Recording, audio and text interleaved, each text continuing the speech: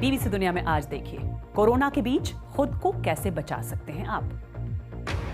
भारत में 24 घंटे में कोरोना के 6,300 से ज्यादा नए केस, कुल मामले 1.5 लाख के पार। बीते 8 दिन में करीब 50,000 नए मामले। बताएंगे लॉकडाउन के बाद आप कैसे रख सकते हैं अपना ख्याल। स्वागत है बीबीसी दुनिया में, मैं हूं सारिका सिंह। कवर स्टोरी में बताएंगे कोरोना वायरस के बीच क्या रखें सावधानी, लेकिन पहले हेडलाइंस। दुनिया भर में 56 लाख से ज्यादा लोग कोरोना वायरस की चपेट में, 3.5 लाख से ज्यादा की मौत। फ्रांस ने लगाई हाइड्रोक्सी क्लोरोक्वीन पर रोक, मगर कई देशों में अब भी इस्तेमाल जारी। अमेरिकी राष्ट्रपति डोनाल्ड ट्रंप करना चाहते हैं भारत चीन सीमा विवाद में मध्यस्थता। कोरोना संकट के बीच लद्दाख सीमा पर दोनों देशों में बढ़ा विवाद। ट्विटर ने अमेरिकी राष्ट्रपति ट्रंप के ट्वीट पर पहली बार लगाया गलत दावा करने का आरोप। नाराज राष्ट्रपति ट्रंप ने कहा, अगर सोशल मीडिया प्लेटफॉर्म्स ने नहीं बदला रवैया तो उन्हें रेगुलेट या बंद करने का दे सकते हैं आदेश।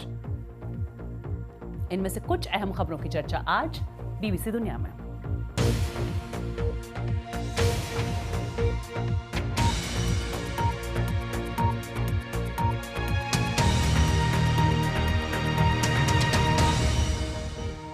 खतरनाक कोरोना वायरस जब फैलने लगा तो इस पर काबू पाने के लिए लॉकडाउन लगाया गया, पर इन बंदिशों ने अर्थव्यवस्था का चक्का थाम दिया। जब लॉकडाउन में ढील दी गई तो संक्रमण के मामले बढ़ने लगे। भारत जैसे देशों में इसे लेकर फिक्र ज्यादा है, जहां स्वास्थ्य सुविधाएं आबादी के हिसाब से कम और आर्थिक असमानता की मुश्किल बढ़ी है। लेकिन उपाय क्या है? आज कवर स्टोरी में इसी की चर्चा।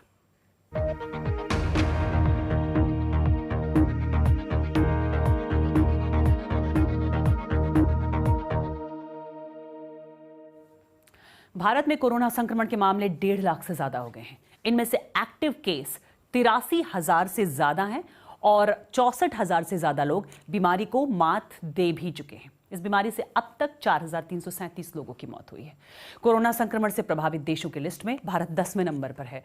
हालांकि कई देशों के मुकाबले भारत में बीमारी से मरने वालों की संख्या कम है और सरकार इसे उपलब्धि बता रही है। लेकिन इन आंकड़ों में एक चिंता भी छिपी है। भारत में बीते 24 घंटे में 170 लोगों की मौत हुई है। बीते 8 दिन के दौरान भारत में संक्रमण के 50,000 नए केस आए हैं। स्वास्थ्य मंत्रालय के मुताबिक भारत में करीब 14 दिन में संक्रमण के मामले 2 गुने हो रहे हैं। अगर ये रफ्तार अगले 14 दिन में धीमी नहीं हुई तो भारत संक्रमण से सबसे ज्यादा प्रभावित यूरोपीय देशों ब्रिटेन, स्पेन और इटली से आगे निकल जाएगा, जहां मामले अब कम हो रहे हैं। और यही सिलसिला जारी रहा तो संख्या अमेरिका तक पहुंच सकती है, जहां सबसे ज्यादा संक्रमित लोग हैं। करीब 17 लाख लोग वहां पर फिलहाल संक्रमित हैं।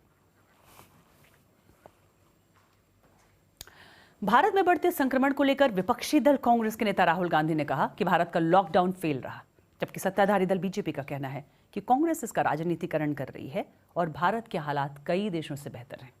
आपको बता दें, भारत में कोरोना संक्रमण का पहला मामला 30 जनवरी को केरल में मिला था, लेकिन लॉकडाउन 24 मार्च को तब लगाया गया जब भारत में करीब 500 मामले थे।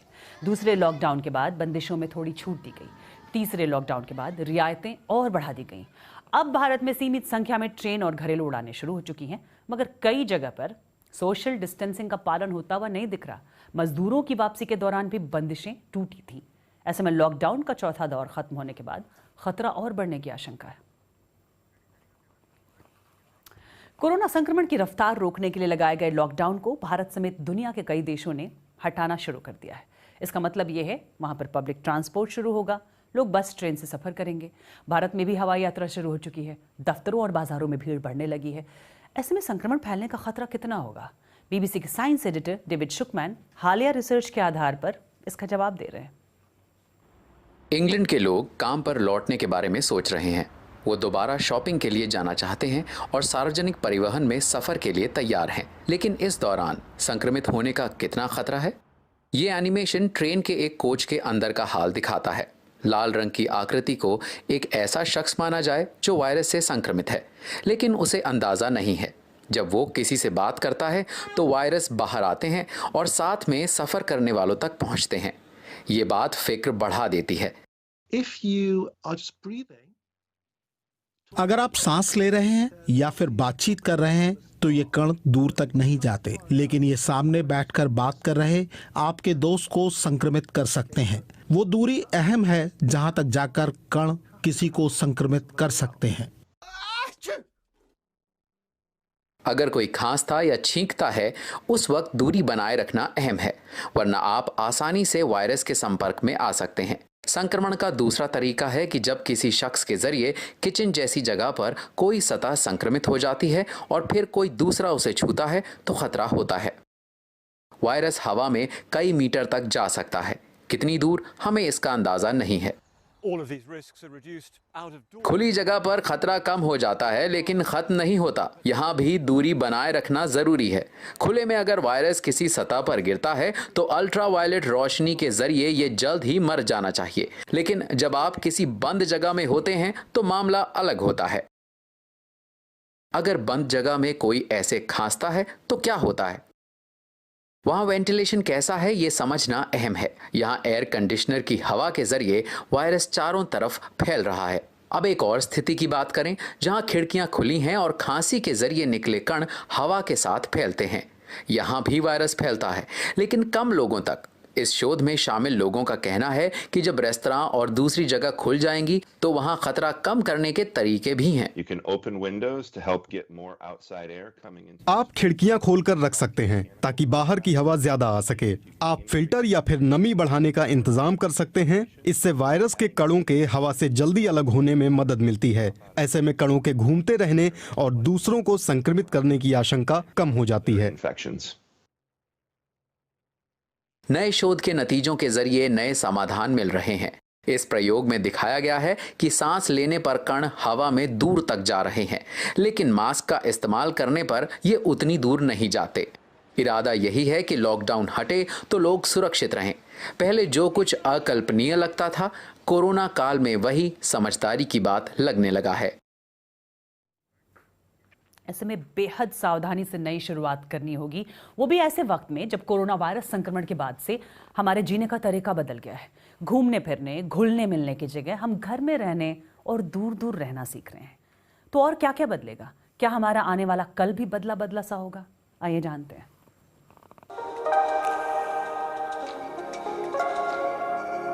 बड़ी आपदाएं बड़े बदलाव लाती हैं। यही अब दिख रहा है। लॉकडाउन और सोशल डिस्टेंसिंग ने दुनिया के जीने का तरीका बदल दिया है, लेकिन ये अस्थायी उपाय हैं। इस संकट के नतीजे देर तक दिखेंगे और अभी हम सिर्फ उनकी कल्पना भर कर सकते हैं। एक बात तो तय है कि अब हम इंटरनेट पर ज्यादा वक्त बिताएंगे, यात्राएं कम करेंगे और पढ़ाई घर से होगी। लॉकडाउन के दौरान ही कई अध्यापक और छात्रों ने पहली बार ऑनलाइन क्लास में हिस्सा लिया और इसके फायदे महसूस किए। भविष्य में झांकने की कोशिश करें तो लगता है कि शायद अब छात्रों के पास अपनी चाहत के मुताबिक सीखने को लेकर ज्यादा आजादी होगी। ऐसा नहीं है कि स्कूलों की भूमिका खत्म होने जा रही है। दुनिया के सिर्फ 60% लोगों के पास इंटरनेट है, लेकिन इस आपदा ने बता दिया है कि थोड़ी योजना बनाकर और कौशल से क्या कुछ संभव है। स्कूल के बाहर निकलकर देखें तो ये मुमकिन है कि इस महामारी के चलते आगे रोबोट और मशीनों के जरिए ज्यादा काम होने वाले हैं। हो सकता है कि भविष्य में हमें दुकानों, कारखानों और अस्पतालों में स्वचालित व्यवस्था देखने को मिले।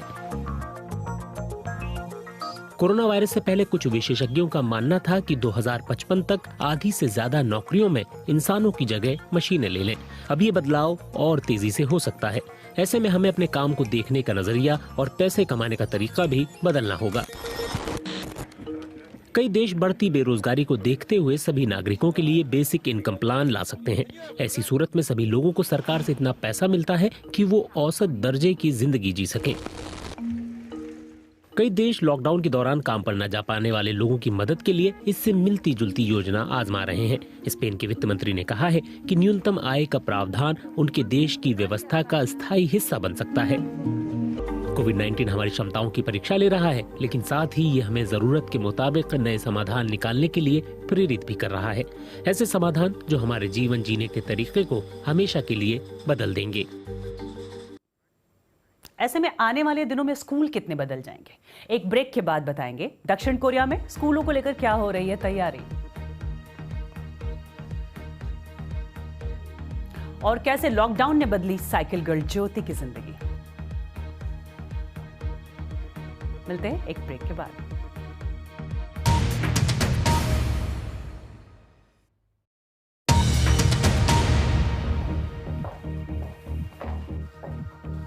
आप देख रहे हैं बीबीसी दुनिया, मैं हूं सारिका सिंह। आइए आप जान लेते हैं कि दुनिया भर में कोरोना वायरस का क्या है हाल। पूरी दुनिया में कोविड-19 संक्रमित लोगों की संख्या 56,15,000 के पार हो गई है। इस बीमारी से मरने वालों का आंकड़ा 3,51,000 से ज्यादा है। एशियाई देश दक्षिण कोरिया में भी 2 महीने बाद कोरोना के मामलों में सबसे बड़ा उछाल देखने को मिला है और इस बीच अब वहां पर स्कूल भी खुलने लगे हैं। पिछले 24 घंटे में यहां 40 नए कोविड-19 के मामले सामने आए हैं। संक्रमण के बढ़ने की वजह से स्कूल लौट रहे बच्चों के लिए नियम और सख्त कर दिए गए हैं। स्कूल में अंदर जाने से पहले शरीर का तापमान नापा जाता है। सबको 1 मीटर की दूरी बनाए रखने की हिदायत है। हाल ही में इस महामारी को नियंत्रित करने के लिए दक्षिण कोरिया की तारीफ भी हुई थी। अब तक वहां कोविड-19 संक्रमण की वजह से 270 लोगों की मौत हुई है। और बीबीसी संवाददाता लॉरा बेकर दक्षिण कोरिया की राजधानी सोल के एक स्कूल में पहुंची। जैसा आप मेरे पीछे देख सकते हैं, फिजिकल एजुकेशन की क्लास चल रही है। करीब 25 लाख बच्चे स्कूल वापस लौटने की तैयारी कर रहे हैं और ये चरणबद्ध तरीके से किया जा रहा है। लेकिन टीचर्स के लिए परेशानी ज्यादा है क्योंकि पूरे देश में संक्रमण के नए मामले सामने आ रहे हैं। इसलिए जरूरी है कि छात्र मास्क पहने। और अब बात दक्षिण अमेरिकी देशों की, जो पैन अमेरिकन हेल्थ ऑर्गेनाइजेशन के मुताबिक कोरोना महामारी का नया एपिसेंटर बन गया है। ब्राजील में बीमारी से रोज मरने वालों का आंकड़ा दुनिया में सबसे ज्यादा हो गया है। यहां अब तक 24,500 से ज्यादा लोगों की मौत हो चुकी है। संक्रमित मरीजों के लिहाज से पहले स्थान पर अमेरिका, दूसरे नंबर पर ब्राजील है। यहां संक्रमितों की संख्या 3,91,000 के पार हो गई है।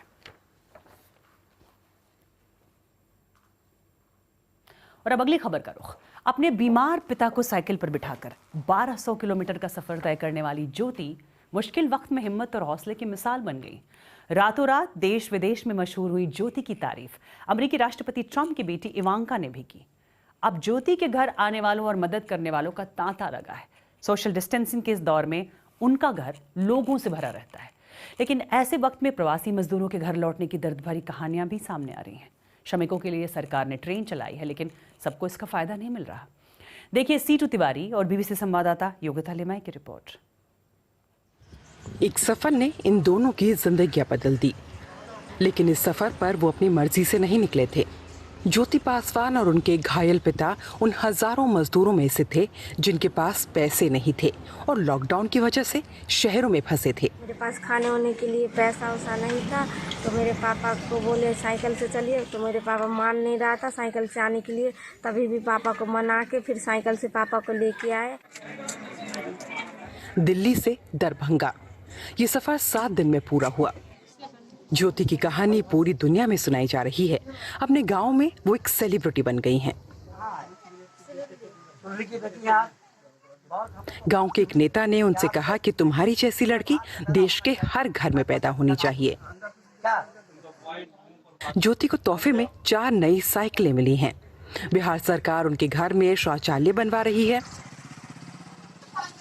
घर पर नल भी लग गया है, यानी अब उनके परिवार को पानी भी आसानी से मिलेगा। ज्योति की पढ़ाई के रास्ते में गरीबी रुकावट बन गई थी। अब उन्होंने स्कूल में दोबारा दाखिला ले लिया है। कभी भी तो हम सोचबो नहीं किए थे। कहाँ के दिल्ली लोग, दिल्ली से फोन सब करता है, बात करता है मेरे पास। ज्योति का परिवार सुर्खियों के बीच जीना सीख गया है, लेकिन अभी कई और ऐसे लोग हैं जो घर तक नहीं पहुँचे हैं। प्रवासी मजदूर है जो रास्ते में फंसे पड़े हैं। बहुत सारे को देखा हूँ, छोटे छोटे बच्चे, डिलीवरी वाली बच्चे, औरत जो बहुत पैदल चल के 2-2 बच्चे हैं कंधे पे ऊपर सर पे बोझ लिए हुए हैं। प्रवासी मजदूरों की घर वापसी के दौरान कई दर्दनाक किस्से सामने आए हैं, लेकिन ये कहानी अलग है जिसका अंत सुखद रहा।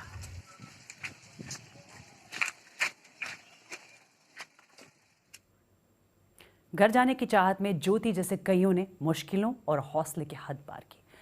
और ब्रेक के बाद कोरोना काल में मुश्किल में है थाईलैंड के हाथी भी।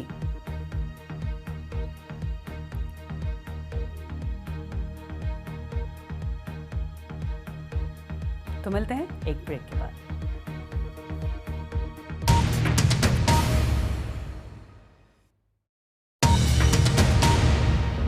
आप देख रहे हैं बीबीसी दुनिया, मैं हूं सारिका सिंह। थाईलैंड घूमने फिरने के लिए लोगों की पसंदीदा जगहों में से एक। पिछले साल यहाँ करीब 4 करोड़ पर्यटक आए, लेकिन कोरोना महामारी की वजह से पर्यटन उद्योग ठप है। हाथियों के करतब दिखाकर कमाई करने वालों पर भी महामारी की मार पड़ी है। अब तो अपने हाथियों के साथ टूरिस्ट सेंटर से अपने गांवों की तरफ ये लोग रुख कर रहे हैं।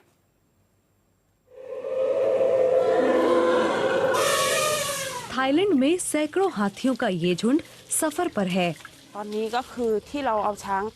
कोविड-19 की वजह से हम हाथियों को वापस लेकर जा रहे हैं। यहाँ पर्यटक नहीं आ रहे। हम कई महीनों से इंतजार कर रहे हैं कि हालात ठीक हों, लेकिन कुछ नहीं बदला। इसलिए पैंग अपने हाथियों को गांव लेकर जा रही हैं ताकि उनको खाना मिलता रहे। चियांग माई प्रांत के उनके गांव की दूरी करीब 160 किलोमीटर है। ये एक मुश्किल सफर है। थाईलैंड में हाथी पर्यटन उद्योग का पर्याय हैं। यहाँ हाथियों पर जुल्म ढाए जाने के आरोप भी लगते आए हैं। पर्यटन उद्योग में लगे करीब 3000 हाथी भुखमरी की कगार पर हैं और कुछ हाथियों के लिए तो तकलीफ कहीं ज्यादा है। 2 दिन के थका देने वाले सफर के बाद काफिला इस गांव तक आ पहुंचा, लेकिन गांव वालों ने महावतों के संक्रमित होने के डर से उन्हें खदेड़ दिया। 3 दिन की यात्रा के बाद आखिरकार ये मंजिल तक पहुंच ही गए। मैं खुश हूँ, मेरे हाथी बेहोश नहीं हुए, रास्ते में किसी की मौत नहीं हुई। लेकिन पैंग की तकलीफें यहाँ खत्म नहीं होती। महामारी के दौरान हाथियों और अपने परिवार की जरूरतों का ख्याल रखना किसी संघर्ष से कम नहीं। ये हाथी तो अपने घर जा रहे हैं, पर कई कई बच्चे चिड़ियाघर आ रहे हैं। डेनमार्क की राजधानी कोपेनहेगन में मौजूद है यूरोप का सबसे पुराना चिड़ियाघर। यहाँ 1 महीने बाद रौनक बढ़ी है। जानवरों की मस्ती देखने के लिए बच्चे आने लगे हैं।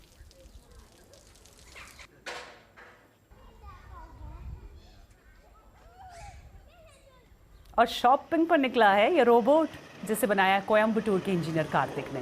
ये लाइन में भी खड़ा रहता है और सामान खरीद कर वापस भी आ जाता है, कुछ इस तरह। और इस तरह से सोशल डिस्टेंसिंग भी मेंटेन रहती है।